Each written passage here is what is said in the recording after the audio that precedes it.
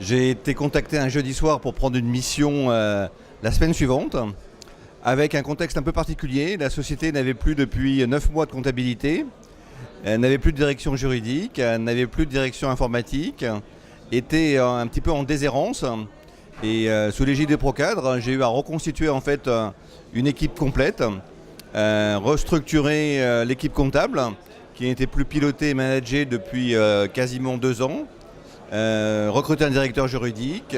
Tout ça s'est fait dans un contexte un peu particulier avec un actionnariat qui avait la particularité d'être un actionnariat non financier avec une vision assez long terme. Cette mission a duré 6 mois avec la possibilité quasiment toutes les semaines de se dire que l'aventure s'arrêterait compte tenu de la situation de l'entreprise, puisqu'elle était quasiment en situation de dépôt de bilan.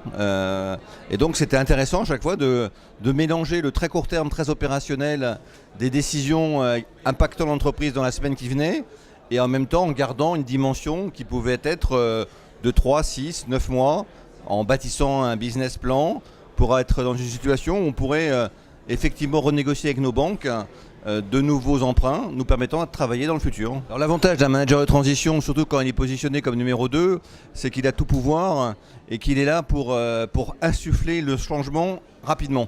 Il faut mettre tout le monde en situation d'urgence, réveiller un petit peu l'organisation et simplement prioriser de façon dépassionnée et je dirais non sentimentale les éléments qui sont à exécuter.